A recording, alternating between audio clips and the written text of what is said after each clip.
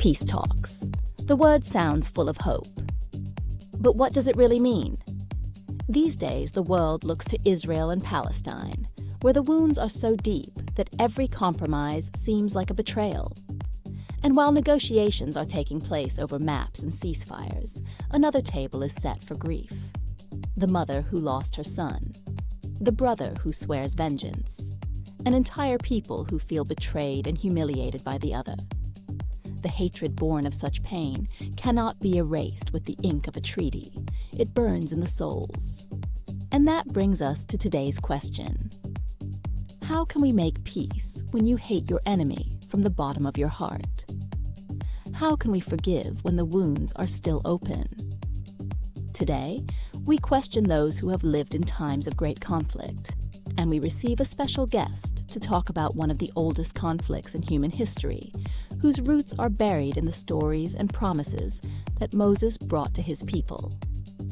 Welcome to 3 Spiritual Guides. One question. Today with Jesus Mohammed and our special guest, Moses. Moses, you led your people to a land that God had promised them. When you look today at this holy land, disputed endlessly by your direct or indirect descendants, what do you feel? Anger? Sadness? Disappointment? I see a land that was promised as a blessing and has become a curse. Children pick up the same stones on which their ancestors once prayed. I gave the people a law, an eye for an eye, a tooth for a tooth, so that a penalty would never exceed the wrong suffered.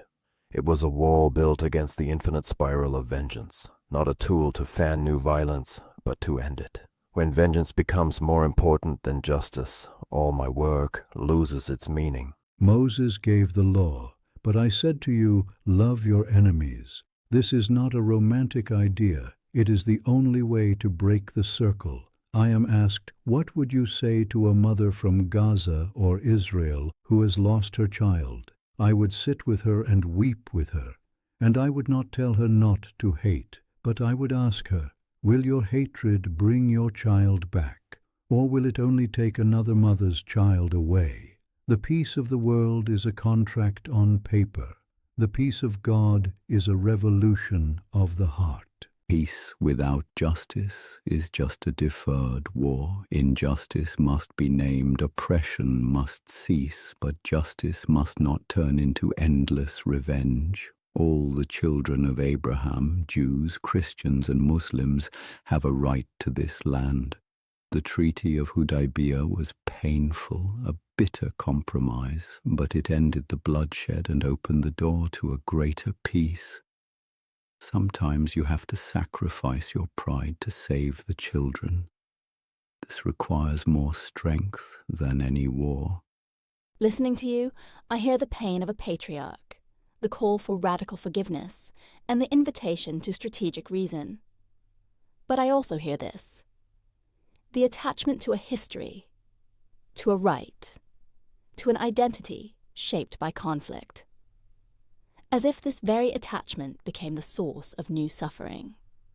Wouldn't the only way out be to finally let go of this attachment, to be able to breathe freely again? Let go, child. What you call attachment is God's promise to my people. Without this history, without this land, who are we? A dispersed people without a homeland. You ask not only to leave the inheritance, but to break the covenant with the Eternal Himself. It is impossible. The path to peace is not to forget the promise, but to finally live according to the laws that I received on this soil. Moses speaks the truth of a people, and you speak the truth of a soul seeking freedom. Both are true. My kingdom is not of this world. The attachment that leads to war is not to the land, but to the kingdom of stone, power, and pride that men want to build on it.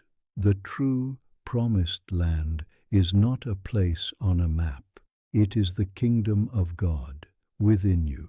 Let go of your crowns, your flags, and the hatred toward your brother, and you will see. In this kingdom there is room for all. Letting go is not the right word. The right word is to entrust. This land does not belong to you. It belongs to God. You are only the stewards of it. A mother who loves her child does not hold him so tight that he suffocates. She lets him breathe. Your love for this land has become possessive. Peace will not come by abandoning your right, but by recognizing that God's right is above your own, and his right is justice for all who live there. 3 teachings, 1 holy land, and the eternal question of peace. Perhaps the answer is not in holding on or letting go, but in entrusting together to a higher justice. Share your question for a next episode on Ville de Rose's social media. And with a like or a subscription to our channel, you can help us share these conversations with others. Perhaps your question will be the one for the next episode. See you next Sunday.